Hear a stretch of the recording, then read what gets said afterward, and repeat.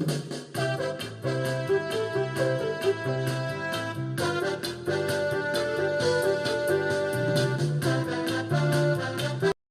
मुलांनो, तुमच्या आवडत्या संजय सरांच्या गोष्टींच्या शाळेत तुमचं मनपूर्वक स्वागत.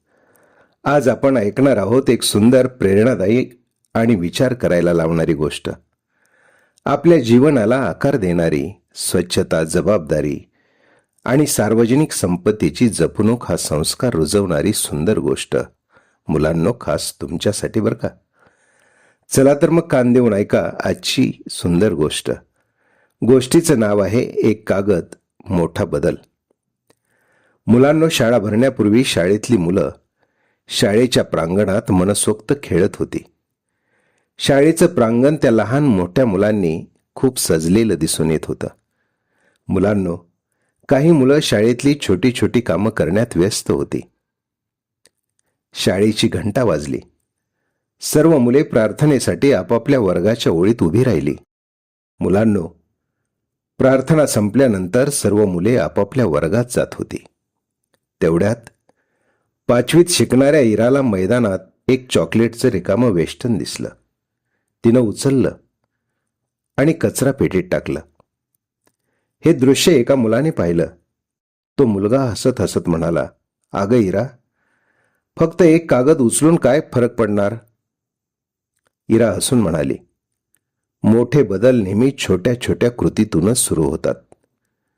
त्यांचं हे बोलणं सरांनी ऐकलं. मुलांनो, दुसऱ्या दिवशी सरांनी संपूर्ण शाळेला एक छोटं आव्हान दिलं. प्रांगणात पडलेला कचरा प्रत्येक विद्यार्थी मनापासून उचलेल व योग्य ठिकाणी टाकेल.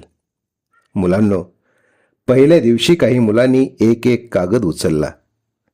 दुसऱ्या दिवशी आणखी काही मुलं कचरा गोळा करण्यासाठी सामील झाली. त्या सर्वांनी मिळून मैदान स्वच्छ केलं. एका आठवड्यात संपूर्ण शाळा स्वच्छ आणि सुंदर दिसू लागली. गावातील पालक वर्गही म्हणू लागला, "या शाळेतली मुलं फक्त अभ्यासात नाही तर संस्कारातही पुढे आहेत." सर म्हणाले, "मुलांनो, स्वच्छता ही प्रत्येक नागरिकाचं कर्तव्य आहे."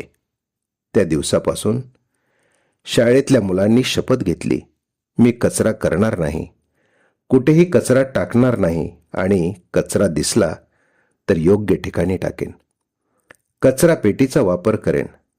मुलांनो, छोटी चांगली कृती ही समाजात फार मोठा बदल घडवू शकते.